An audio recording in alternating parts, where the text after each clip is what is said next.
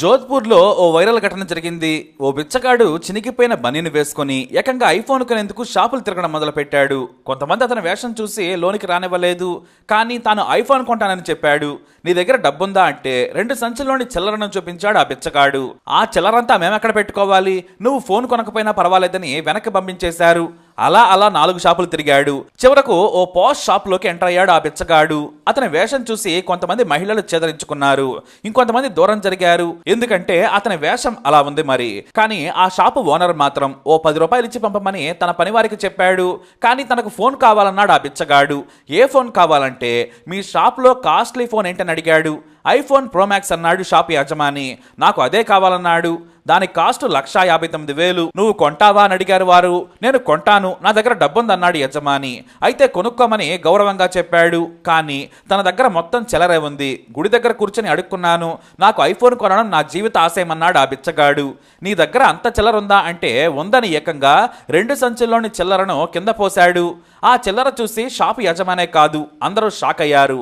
అసలు బిచ్చగాడు అంత ఖరీదైన ఫోన్ ఏం చేసుకుంటాడు, ఎవరైనా బెదిరించి లాక్కుంటే ఏం చేస్తాడు అనేది ఒక డౌట్. ఇక మరొకటి ఏంటంటే చిల్లర ఓనర్ తీసుకుంటాడా లేదా అనేది రెండో డౌట్. చివరకు అనుమానంగా చుట్టం మొదలు పెట్టాడు షాపు ఓనర్. అయితే ఆ బిచ్చగాడు మాత్రం, సార్ మీరు నా చిల్లర తీసుకుంటానని నాకు మాటిచ్చారని మొహమాట పెట్టాడు. సరే మాటిచ్చాను కాబట్టి నిలబెట్టుకుంటానన్నాడు ఓనరు. వెంటనే ఐఫోన్ ప్రో మ్యాక్స్ ను చూపించారు. తనకు నచ్చిన కలర్ ను ఎంచుకున్నాడు. ఇక డబ్బులు లెక్క పెట్టే బాధ్యతను తన పనివారికి అప్పగించాడు షాప్ యజమాని. దాదాపు 2.5 గంటల పాటు చిల్లర మొత్తం లెక్క పెట్టగా ఓ 30,000 తగ్గింది. ఆ 30,000ను తన జేబులో నుంచి నోట్లను తీసి షాపు ఓనర్కు ఇచ్చాడు. ఇంకేముంది, డబ్బులు తీసుకుని ఏకంగా ఫోన్ అమ్మేశారు. అంతేకాదు ఈ తతంగాన్ని అందరూ షూట్ చేశారు కూడా. మీరు నాకు ఫోన్ అమ్మినందుకు ఓ ఫోటో అంటూ ఫోటో కూడా తీయించుకున్నాడు బిచ్చగాడు. ఇక బిచ్చగాడికి ఫోన్ అందిస్తూ ఓనర్ కూడా గర్వంగా ఫీల్ అయ్యారు. అయితే అడుక్కునేవాడు ఐఫోన్ కొనడంతో చాలా మంది సోడా నీళ్లు మొహాన కొట్టినా కూడా తేరుకోలేనంత షాక్లోకి జారుకున్నారు. చివరకు ఆ ఫోన్ తీసుకొని బయటకు వచ్చాడు బిచ్చగాడు. అంతలో ఓ కారు వచ్చింది. సరాసరి వెళ్లి ఆ ఆపిన కారులో కూర్చున్నాడు.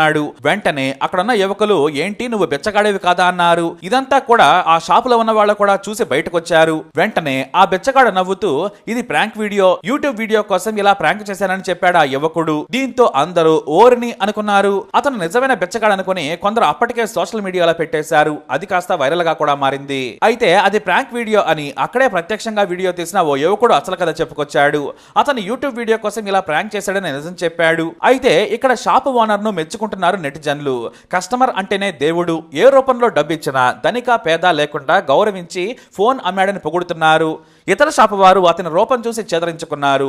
కానీ సదరు షాపు యజమాని మాత్రం రూపం చూడకుండా ధనిక పేద తేడా లేకుండా ఫోన్ అమ్మాడు, గౌరవంగా ఫోటో కూడా దిగాడని అందరూ మెచ్చుకుంటున్నారు. ఇక ప్రాంక్ వీడియో కోసం ఇంత ఖర్చు పెట్టే బదులు క్రియేటివ్ గా ఏదైనా చేయొచ్చు కదా అని ఆ బిచ్చగాడు ప్రాంక్ స్టార్ కి సలహా ఇస్తున్నారు నెటిజన్లు.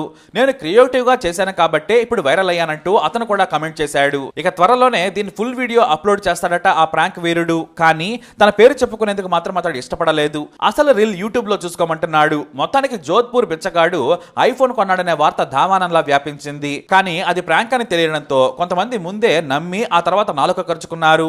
ఏదేమైనా సరే ప్రాంక్ బాగానే హిట్ అయింది. ఆ షాపుకు కూడా బోలెడంత పబ్లిసిటీ వచ్చేసింది.